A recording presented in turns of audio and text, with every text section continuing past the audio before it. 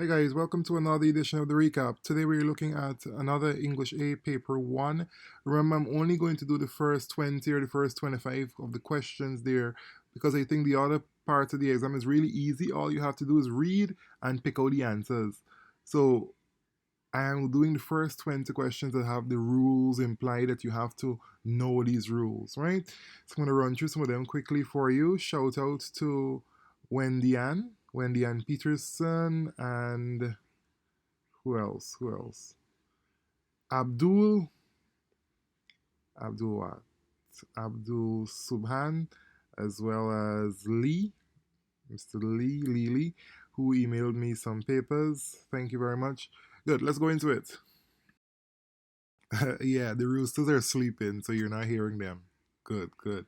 All right, so this is January 2017 English A paper. The first set of questions here, the first 5 questions here, are looking at opposites, right? So you're looking at antonyms. So the manager decided to inform the staff of all the complaints received from customers. So a complaint is a bad thing, right? Good. So if you're looking at opposites, opposite of complain would be what? Compliment. Good. 1D. There was a decline in airplane travel. A decline is a reduction or a decrease. Good. So the opposite of decline would be increase. Good job. Uh, in these difficult economic times, many organizations retrench workers. If you're retrenching someone, it means you're letting them go. So you are firing them in more other words. So if you're retrenching them, you're losing them. So you are dismissing. So the option there, C, would have been the similar word in meaning. But remember, you asked for opposites. So again, always remember to check back what you asked for, right? So the opposite of retrench would be employed. Continuing here, while the employers approved of his work habits, they objected to his radical views. Radical is something extreme, so the opposite of radical would be conventional or conservative. So, yes, D would be the answer for number 4. Number 5, we worked this question before in a previous video. Many teenagers and even some parents do not agree with the amount of restrictiveness in today's society. Restrictive, it means that you are. So, restrictiveness deals with what? Containing or applying restrictions, while the opposite of restrictive would be permissiveness. So, you're giving permission, your freedom is given. So, the answer there is number 5, C. C as in cat.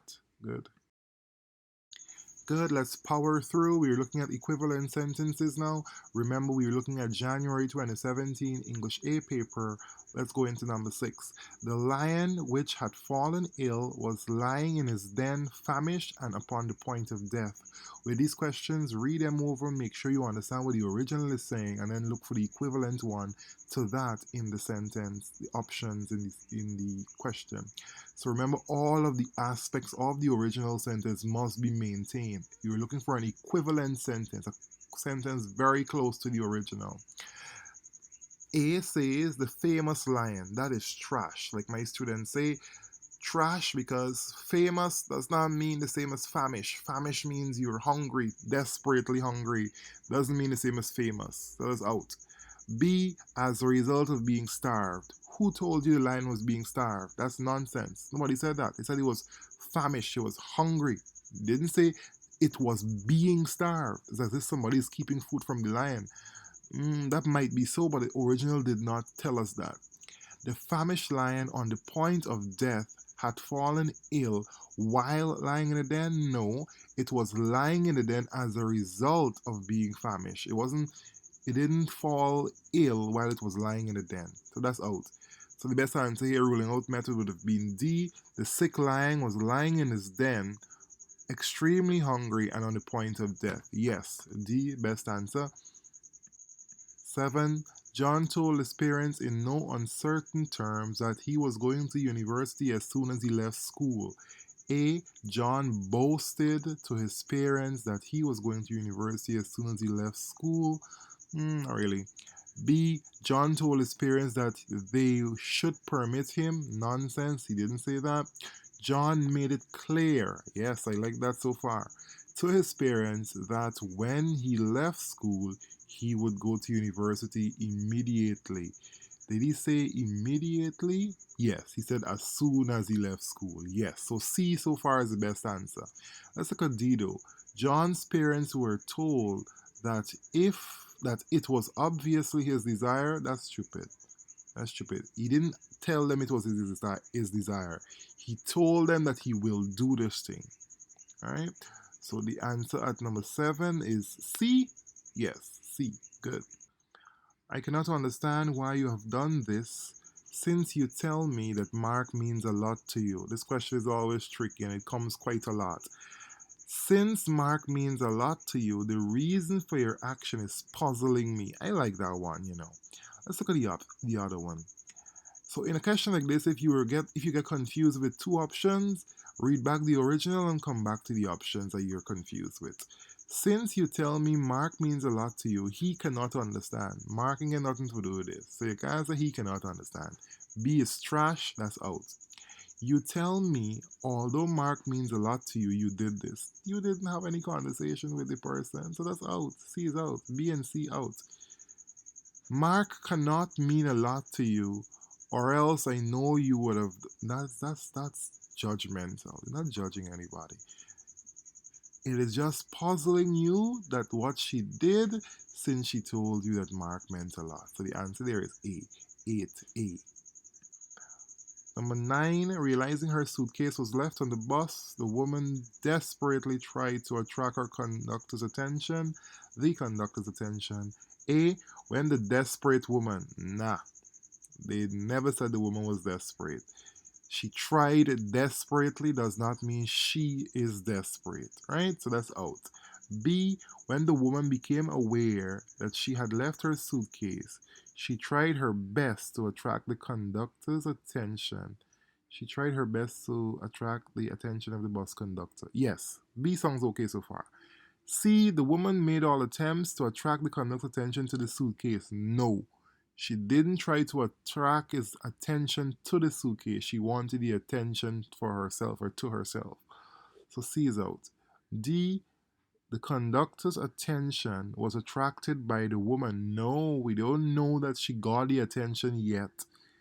They said that after she realized the suitcase was on the bus, she tried to get his attention. So the attention wasn't gotten as yet. So D is out. The answer there is B, 9B. Last one here. Much is being done to develop tourism in our country by providing good hotel accommodation and facilities. It is important to provide. Nobody said that. Don't even continue reading that.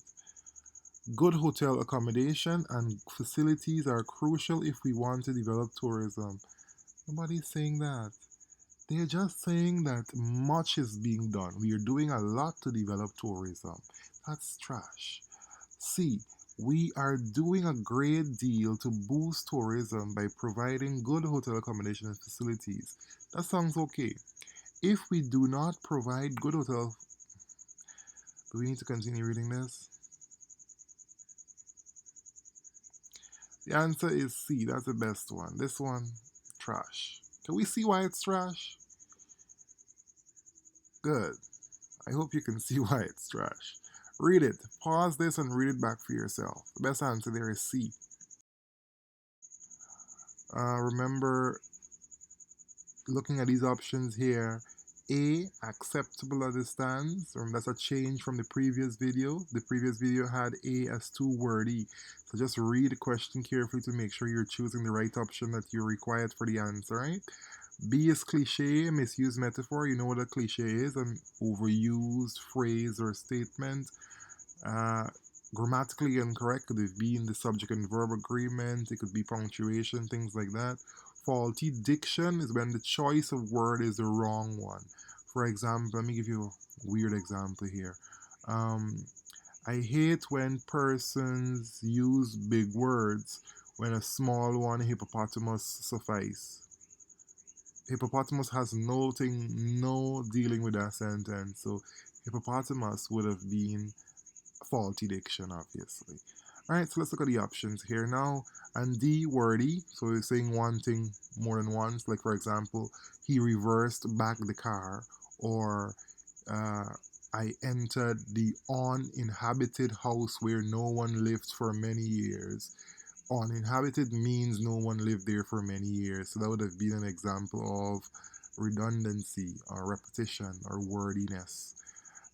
Reverse back, you can't reverse forward. So reverse means to reverse, to move back. So saying the two together, repetitive. And those are some of the questions that you see in the exam year after year. Look at this question. We worked a question similar to this just now. There are many who have not considered the need to abstain from alcohol, but abandoning drink for sobriety. That there, abandoning drink for sobriety means the same thing. Abandoning drink means sobriety. So, that is a redundant phrase there, is truly the only option for one who wishes to engage in healthy lifestyle practices. So that bit of the middle there is redundant, so that changed the answer there from what we had previously as D to now D. Well, the previous one we had, I think D was acceptable, but now D is too wordy. So this one here, remember, just read the question carefully. Abandoning drink for sobriety, that means the same thing. Abandoning and sobriety. Read number 12 to yourself and tell me what you think the answer is. Of course, it's written there, but read it. He wanted to beg for his old job, but that ship had sailed. What job you think he's doing? He's probably on the ship, right? That is a cliche, my friend. So he had to play the hand that was dealt him. Cliche. Those are cliche. We have used those statements so much that they have lost their meaning. That ship had sailed. He jumped from the frying pan into the fire. Things like that. Those are all cliches. So to attract more business, the store offered transportation at no expense to the customer. I think that one is fine. I don't think that one has an error. To attract means to bring people to you. The store offered transportation at no cost to the customer. Okay, that's fine to me. A. If I were the captain of the West Indies cricket team, I will attack the batsmen with fast bowlers immediately after the luncheon interval. That one seems fine as well. We have two acceptable ones in a row. We have to reconsider number 13. We'll go back to it in a bit.